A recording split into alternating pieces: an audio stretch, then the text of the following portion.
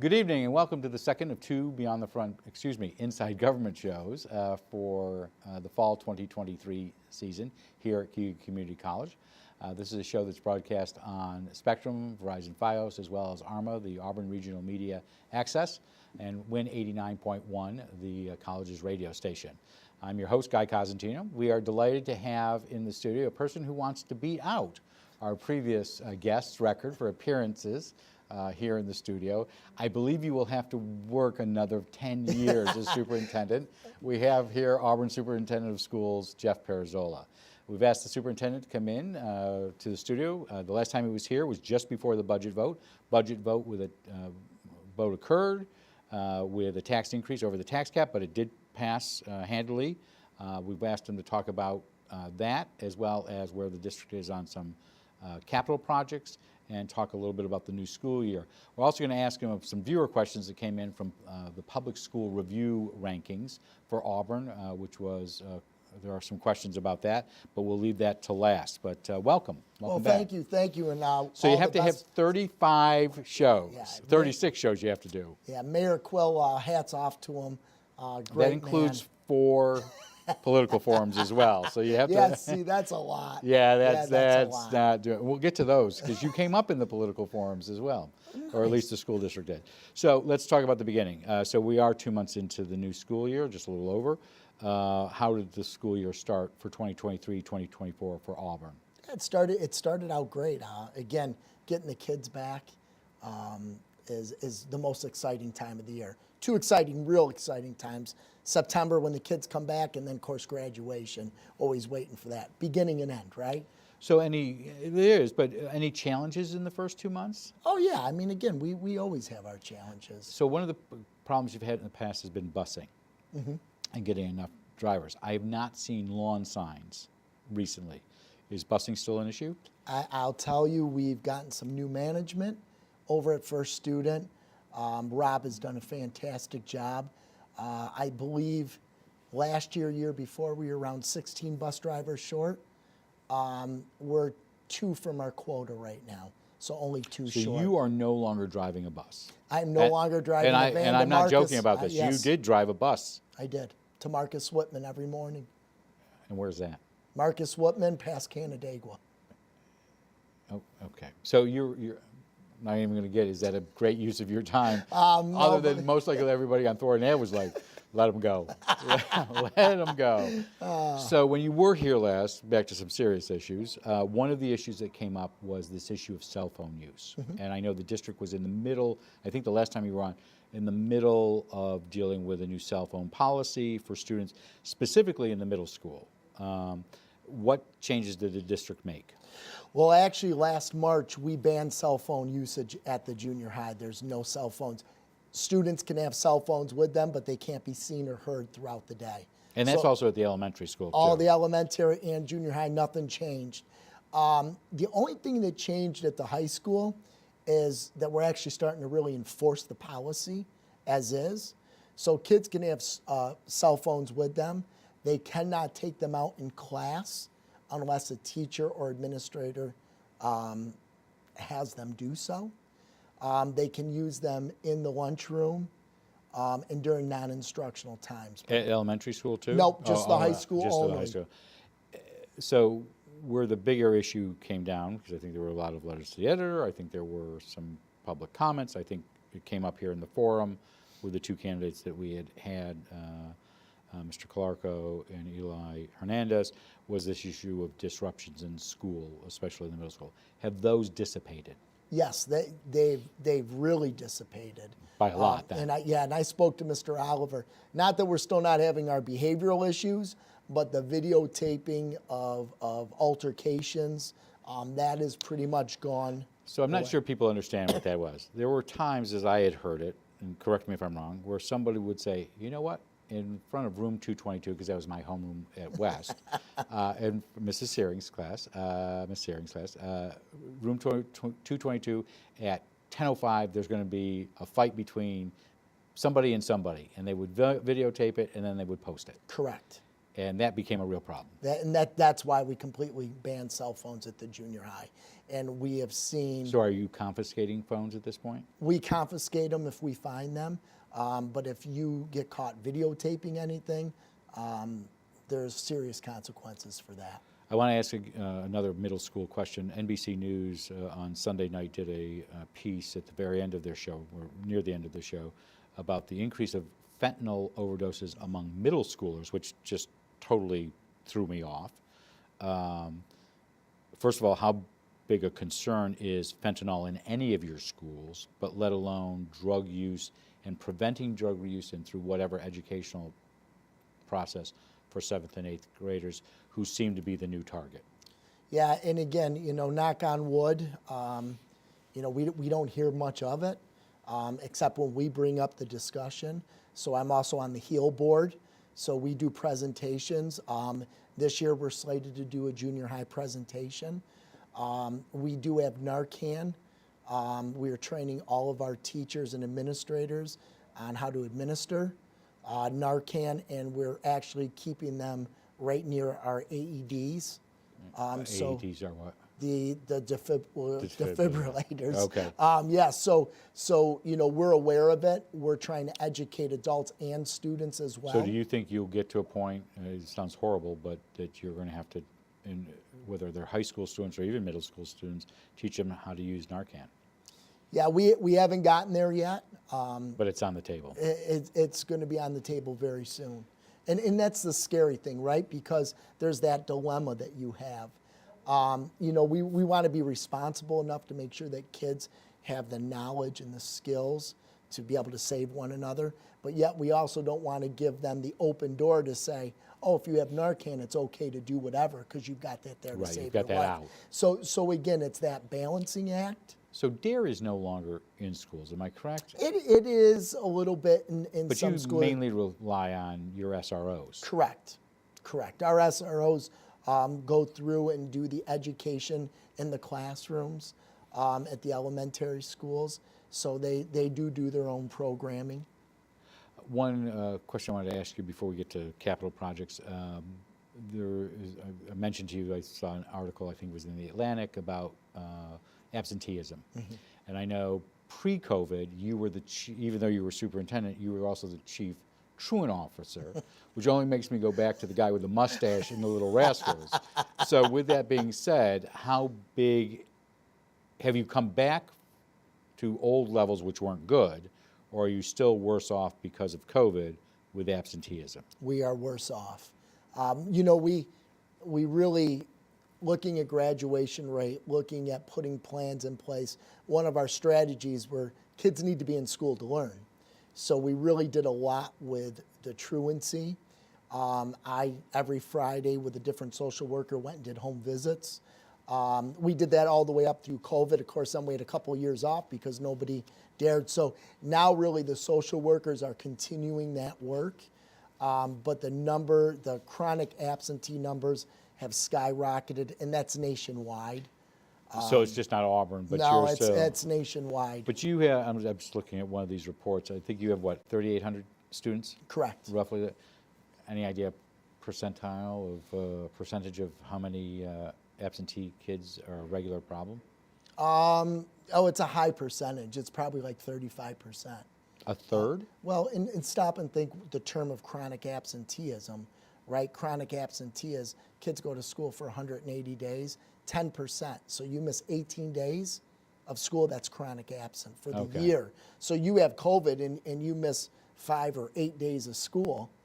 You miss 10 more throughout the year. Now you're on But you wouldn't count COVID as being part of a chronic absenteeism. Yeah, it is though. I mean, any absence, once you hit a total of 18 so it's just or more, absence, whether it's absence excused regardless. or not. Yeah, a lot of times we think of chronic absentee as kids skipping school, right? Right, that's what I'm asking. But we do have a huge problem with that as well. So that's the number I'm looking at. at. Yeah, and again, I think we're probably around 15%, 10%. Is that in line with other districts and in the state? Probably small city school districts or big five. Maybe not as much with the rural and the smaller school districts. You know, when you have 500 kids in a district, it's a lot easier to be able to account for that. But when you're up near 4,000, it looks a lot different. Okay. So let's talk about some capital projects. When you were on last, we talked about where you were, and we're heading into summer. You're still continuing with some capital projects that will go into next year, correct? Correct. So we should be doing our last phase of the 2017 capital project. That's going to include in our high school putting new rooftop units up that's the air conditioning heat, that's the ventilation system. Those will be putting up, there's about 28 of them that need to be replaced. We're going to have to do some during February break, some during April break, because they're going to be cranes that are going to be putting those on. That's a lot of work entailed. We're going to be doing the front vestibule at the junior high. So now all of our vestibules will be secured. Okay. And then we have a ton of site work to do. Parking lots, roundabouts. We're actually going to be putting in a whole new system at Seward Elementary School because I'm trying to get the cars off of Metcalf Road in the mornings and afternoons. I don't know if you ever drive by there, but Well, you had an accident earlier in the spring. Yes. So we are actually going to build a front loop over at the side of Seward in between the building and the Pop Warner field. Cars will be able to come and it'll be a big loop and we'll be able to put all the cars in So there. similar to what's next door at East, except differently configured Correct. on the property, Correct. but a loop. Correct. Let's go back to the air handling. So air handling will be for all classrooms at the high school. Is there air in all classrooms at the middle school and the elementary schools, or just in certain areas? Air conditioning. So air conditioning, there's already full air at the high school. Okay. That was put in years ago. But this is an upgrade. Yes, this will be an upgrade. All of our elementary schools have one wing that has air conditioning. And then at the junior high, this coming summer when we do the vestibule, one wing will have air conditioning there as well. And the hopes that the next capital project, they'll be able to finish all the buildings, so everybody will have air conditioning after the next capital project goes out. We'll get back to the next one because that's where I'm going with this. But I want to talk about this year first. So this summer you had summer school here at the college? Correct. For both the middle school and the high school because you were doing these projects. Is that going to be the same next year as well? It is. So last summer, we replaced all the branch piping at the high school. So that's all been replaced because those were rotting and breaking and flooding out our classrooms every year. So we replaced all the branch piping. Next year we'll do the rooftop units, and the junior high is going to be completely shut down because of the vestibule and the air conditioning work. And you mentioned you're going to most likely put up a bond issue again. When do you think that would be? Well, again, the BCS Building Condition Survey has to be done every 5 years for public schools. Ours is due next December, so December of '24. So it may not be anything until 25 or 26. Correct, yeah, because you've got to build the capital project. There's a lot that goes into it. That's about a year process. Do you have anything that you think, besides the air conditioning unit you mentioned, do you see other projects that you think are a priority right now? There's going to be boilers that are going to need to be replaced, rooftops that are going to need upgrades at certain buildings. Any idea of cost at this point? How much was the last bond issue? $43.7 million. Matched by the state? They pay 86%.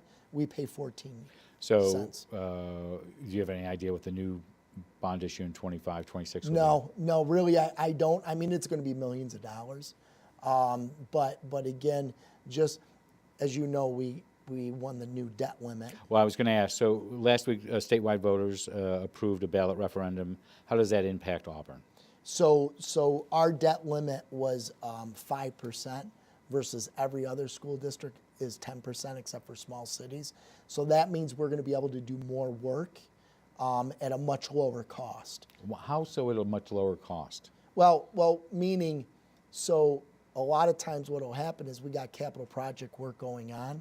If something happens in our buildings where we can't do it through that, it costs us $1 on the dollar, right? Right. So if we can include all of these into the capital project because we can go out for more debt, That'll allow us to get more work done, and we'll only be paying 16 cents on the dollar for Because that you'll work. be getting state money on that. State aid on that, yep. But it could result, though, in higher taxes, though, with greater borrowing. It could, but I already have $1 million put away in a reserve. So what I've been doing is trying to take money to put away in a reserve, so when they go out for the next capital project, it will take that off of the taxpayers. So you figure for every $1 million we save, we can get like $8.4 million done with a zero impact to taxpayers. So if you can get $3-4 million into this reserve, that could get us $32 million worth of work done. So I want to talk to budget, a little bit about budget, not the past budget, but the coming budget. So a big issue for Auburn, real quickly, has been this issue of foundation aid. Correct. 30 seconds. What's foundation aid?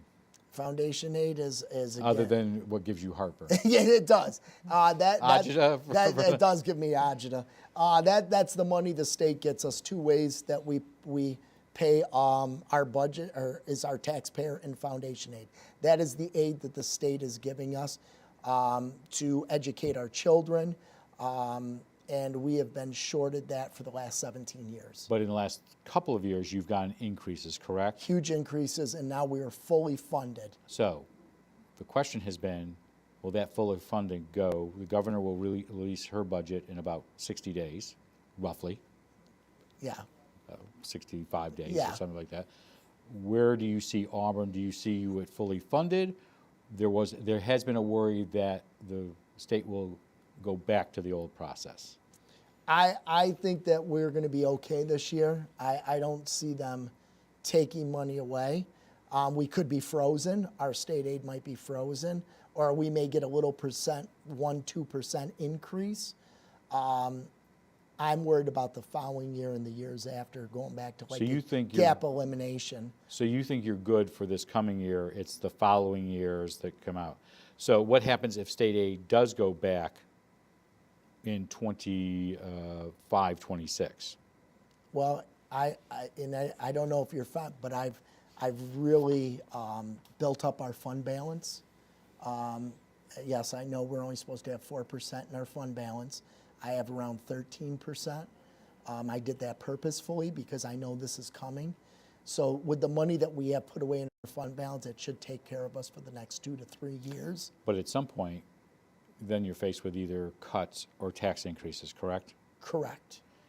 Last time the district went with a proposal that was over the tax cap. That was approved in May. We weren't over the tax cap. We were under the tax cap. Under the tax cap. Would you expect to be under the tax cap again this year if state funding stays the same? Oh, yeah, absolutely. So there's I mentioned the Atlantic, there's other stories that have been around, you've seen them, I know I've sent you 1 or 2 of them about COVID funds running out specifically. Yes, yeah. So numerous stories nationally have been written about at some point the COVID funds run out. First of all, do you agree with that assessment? That the COVID funding will be running out? Right. Yeah, by next September of '24. So you have put in positions where you've used some of your COVID money for that. What happens next September? Again, if state aid stays flat, what happens then? So again, I've taken a lot of those positions and already moved them over to my general fund. So we've moved a number of them over, but I still believe we have like 17 of them. Like I said, with that fund balance that we have, we could keep those positions probably for another 3 years, but after that, they're going to get cut.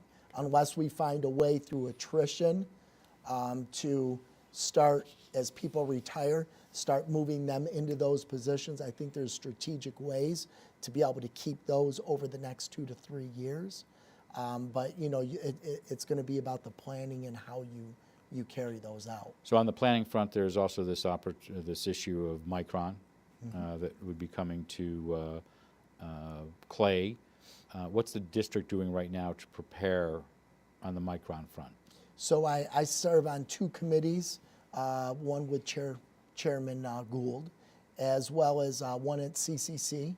So workforce development? Yep, I'm doing the workforce development and the main the main group that originally started. Like a steering committee. Yeah, that so, is the okay. steering committee. So are other members of your staff also serving on committees, or is it just you? I do have Christina Clarko is on there with me because she does our Girls in Tech program. So again, what we're New to be counselor-elect. counselor-elect, yes, okay. but she's also known No, to no, me as but I my- want to say she's a district employee, but she's also Oh, a yeah, member. Will be absolutely. a member. She's a member currently of the county legislator. legislature. Correct. So a lot of ideas are floating out there. I hear about them from housing, workforce development. How do you implement them all? So again, you take baby steps, right? So as you know, at our elementary school, we hired 5 STEM teachers. So we have a STEM teacher at every elementary building. So Are they in the 17? What's that? Are they in the 17? No, they are not. Okay. No, they are not. Actually, I did those positions through attrition for teachers that retired last year. We filled them in with STEM teachers. So again, we're doing the foundations of STEM. Micron is supposed to have a curriculum, a K through 12 curriculum, but really funded for elementary students. We're hoping that this curriculum will become part of what our STEM teachers are doing. So, we want to make sure that our kids, when they graduate, we have advantages, that our kids have the skills and the knowledge to be able to be, not just at Micron, but any of our businesses around the area. So we're starting those planning phases. And again, that's why Christina is on that committee with me. So I asked these questions because the district somewhat came up in the campaign in this studio about 2 weeks ago. Okay. 2023, did you hear anything about the 2023 campaign about the district? No. So one of the items came up, it was Republican Tim Lattimore criticized why would somebody from Micron land in Auburn, New York versus another school district in Cuyahoga County. Had you heard that criticism? No. Well, that was something he had indicated here. Do you think that's just part of the normal politics of election time, or what are your thoughts about why would somebody want, if the argument is, would somebody be better off coming to Auburn or going to another Cuyahoga Onondaga BOCES school? So again, I'm going to say this without becoming defensive. Okay. Okay. Oh, you will be in another minute. Oh, or so. yeah, most likely I will, because you can feel it. I building can, up I right can. now. So again, for kids that come to school every day and do what they're supposed to do, our kids get the best educational program anywhere. And I'm going to say that because I've had 2 children graduate in another town, and one of my children graduate in Auburn. The student that graduated, Luca, my last child that graduated in Auburn, is graduating a year early from college because he had 42 college credits. My other 2 children one had 2 credits, the other had 3 credits. The opportunities that Auburn provide for our children is second to none. I would put our educational system up against anybody's. We have 62% poverty here. That plays a huge role. That's why our chronic absentee is tough. So, we try to do the best we can. And even though we might only have a 75% graduation rate, look at what our rate is after 5 years.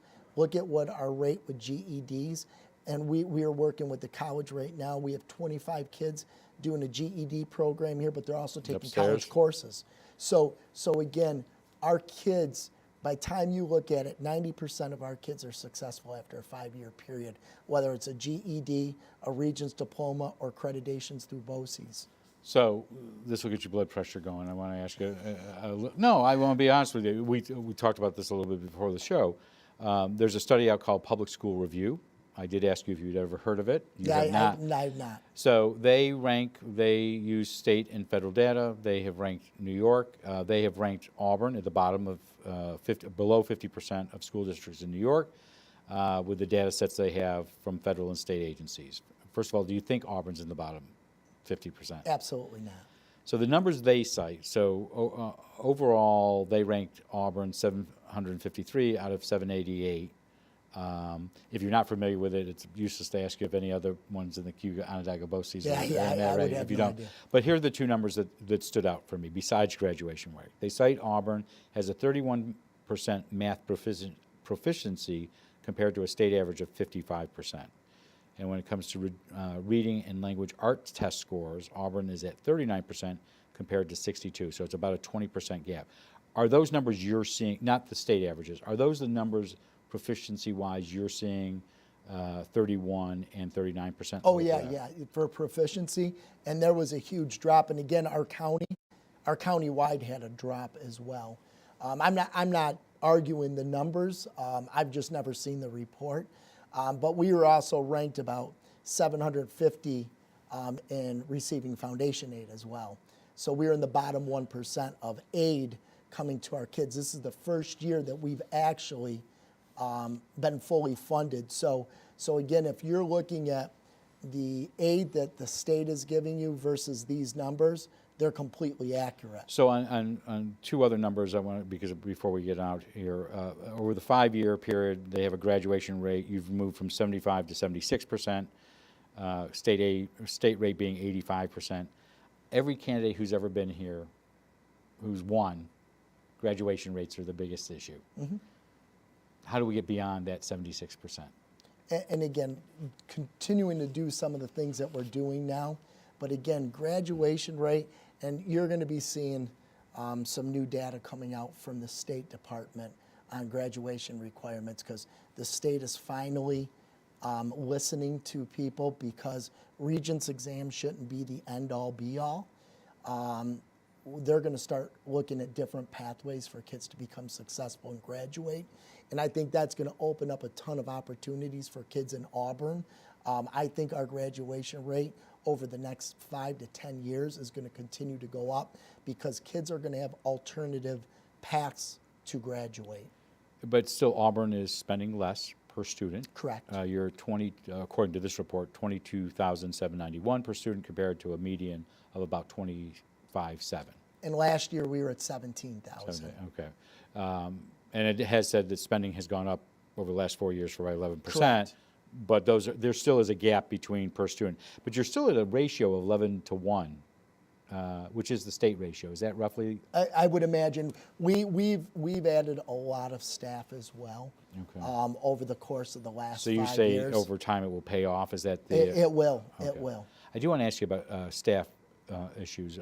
We've usually had in May, Lisa Green has come in here. She has since retired. Is Lisa Green still working for the district? She is going to be a consultant for the entire school year. And have you replaced her? We have. We are happy to announce that Tessa Crawford is our new business executive. What I think is so fantastic about Tessa is she was our deputy treasurer, then she was our treasurer, and now she's our business executive. She knows those 3 positions. She's been with the district for a number of years. Yes. And she was with Cuddy & Ward accounting firm before that. Correct. So last question. We're hoping there's no resurgence of COVID or the flu. Knock on wood. Is the district prepared for that? Thanks for coughing. Yeah. You brought my COVID out. Again, we're hoping that it's not. But let me reword it. If you had to go remote, are you prepared for remote? Absolutely. Does that mean no snow days in the future? Listen, we're not going remote. Okay. We're gonna be in person, and I think we're gonna have a wild winter. And right now the outlook looks positive. Oh yeah, absolutely. If I was asking you this question last November, it was not optimistic. Correct. But yeah, no, I think we look good, but I do think we're going to have a really tough winter this winter. Tough winter, just weather-wise. I think we're going to get a lot of snow. Okay, thanks. Great. Nice to have you here. You know what? You're not going to hit that record-beating Mayor Quill if you're going to talk about... Listen, I don't want the snow. That's the days I get up at 3:30 in the morning, so... So we do want to thank the Superintendent of Schools, Jeff Pirozzolo, for being on today to talk about what's been going on in the school district. Hopefully when the governor comes out with her numbers in January, you'll come back in February, talk about where you are budget-wise, and then we'll have you and Ms. Crawford back in May. Beautiful. To talk that. As I said on the last program, a couple quick programming notes. Cuyahoga County Legislative Chairman David Gould will be in the studio on Thursday to give an update on the county, talk about where they are on their 24 county budget, as well as give an exit interview of sorts, because he's retiring from the legislature as well. And he's nowhere near these 2 guests from today when it comes to the record. Then we'll also have Assemblyman John Lamondis in with Cuyahoga County's Director of Health Education and Public Information, Deborah Pickering, to talk about tobacco use locally, but also anti-tobacco efforts in New York and in the region. It's also the Great American Smokeout, for those of you who don't know, on the 16th, this Thursday. Next week, we'll finish our season with Jeff Dygert, the city manager, who will be on, and then we'll have a discussion after that with representatives of those who are putting together a homeless facility on Grand Ave, and we hope to bring you that as our last show of the season. If you'd like to let us know your ideas for future guests or questions that you'd like to ask, as you sent in questions for the superintendent today, you can send, he wants to get rid of my email right now, you can send them to cozguytho@aol.com. I'm Guy Cosentino for Cuyahoga Community College. We want to thank you for watching. Be safe tonight. See you back in the studio on Thursday.